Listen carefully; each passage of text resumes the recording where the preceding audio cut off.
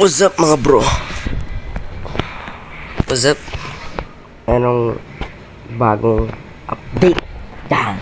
Bagong update. Anime Vanguard. And sinabi lang sa akin ng kaibigan ko.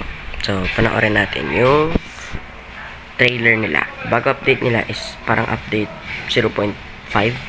Slayer Squad. Tara, panoorin natin yung trailer. Reaction video.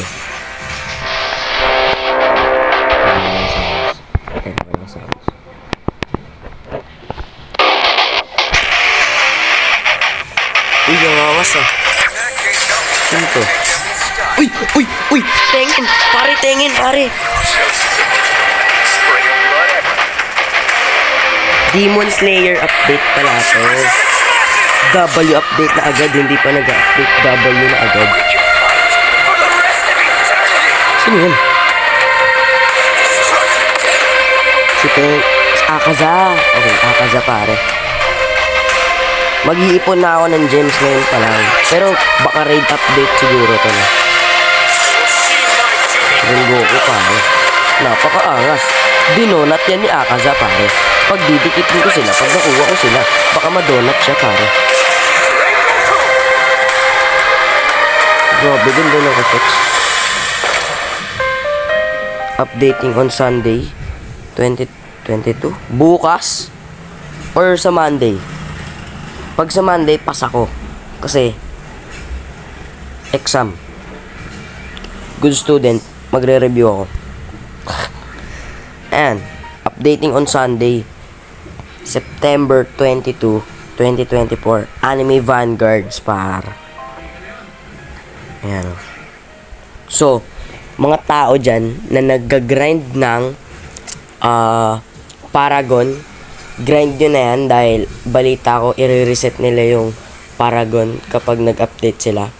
So, grind nyo na yan kung gusto nyo ng 18 rerolls para.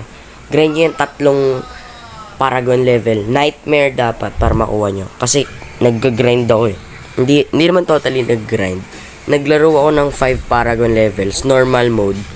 Sabi ko, ba't ganun? Walang achievement. Yun pala nightmare kailangan. So, ngayon, ulitin ko ulit ng nightmare, diba? Pakaangas. So, yun. Sa mga Paragon grinders dyan, mag-nightmare kayo. Kasi kapag normal yan, wala kayong mapapala dyan. So, ayun. I-rate ko yung update nila. 10 out of 10, pare. Sobrang ganda ng update. Di pa lumalabas, maganda na kaagad. Biruin mo, Rengoku, Akaza, tas Tengen, pare, napakaangas yung tatlong yan pare. Pero gusto ko Tanjiro pare. Hindi, gusto kong update JoJo's Bizarre Adventure. Pag nagkaroon ng JoJo's Bizarre Adventure, wala na akong lalaruin na iba pa. Anime Vanguards all the way.